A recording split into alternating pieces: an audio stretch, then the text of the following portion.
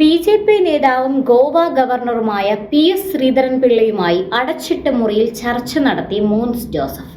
ചർച്ച കോട്ടയത്തെ മറ്റൊരു സ്വതന്ത്ര എം.എൽ.എ. അമിത് ഷായെ കണ്ട ചർച്ച നടത്തിയതിനു പിന്നാലെ. മുനമ്പം വിഷയത്തിന്റെ പശ്ചാത്തലത്തിൽ മധ്യ കേരളത്തിൽ പിടിമുറുക്കാൻ ക്രൈസ്തവ രാഷ്ട്രീയ പാർട്ടികളുമായി കൈകോർക്കാനൊരുങ്ങി ബി.ജെ.പി.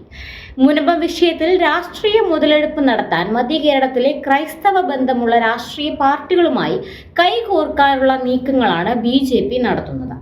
കഴിഞ്ഞ ദിവസം കോട്ടയത്ത് സന്ദർശനം നടത്തിയ ഗോവ ഗവർണറും ബി.ജെ.പി. നേതാവുമായ പി.എസ്. ശ്രീധരൻപിള്ളയും കേരള കോൺഗ്രസ് നേതാവും എം.എൽ.എയുമായ മോൻസ് ജോസഫും തമ്മിൽ നടത്തിയ ചർച്ചയാണ് ഇപ്പോൾ വിവാദമായി മാറിയിരിക്കുന്നത്.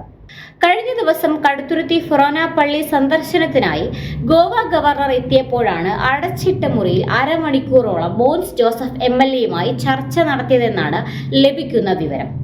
കടുത്തുരുത്തി പള്ളി വികാരിയുടെ സാന്നിധ്യത്തിലാണ് ഇരുവരും ചർച്ച നടത്തിയത്. മുനമ്പം വിഷയം ന്യൂനപക്ഷങ്ങൾക്കിടയിൽ ധ്രുവീകരണം ഉണ്ടാക്കിയിട്ടുണ്ടെന്നാണ് ബി.ജെ.പിയുടെ വിലയിരുത്തൽ. ഈ സാഹചര്യത്തിലാണ് മധ്യ കേരളത്തിൽ ഒറ്റയ്ക്കൊറ്റയ്ക്ക് നിൽക്കുന്ന രാഷ്ട്രീയ പ്രസ്ഥാനങ്ങളെ ബി.ജെ.പി. ലക്ഷ്യമിടുന്നതെന്നാണ് ലഭിക്കുന്ന സൂചന.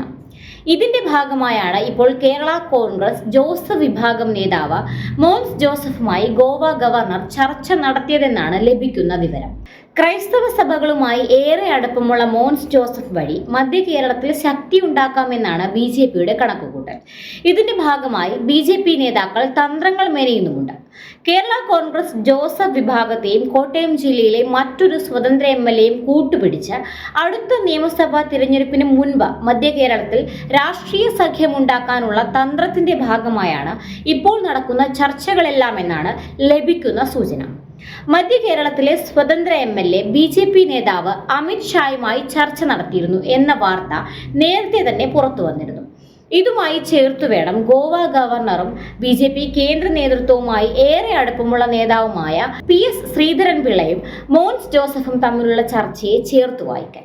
ഇതുവരെ വലതുമുന്നണിയെ അതിശക്തമായി പിന്തുണച്ചിരുന്ന മധ്യ തിരുവിതാംകൂറിലെ ക്രൈസ്തവ വിഭാഗം മാറി ചിന്തിച്ചാൽ അത് കേരള രാഷ്ട്രീയത്തിന്റെ ഗതി തന്നെ മാറ്റിമറിക്കുമെന്നാണ് രാഷ്ട്രീയ നിരീക്ഷകരുടെ വിലയിരുത്തൽ.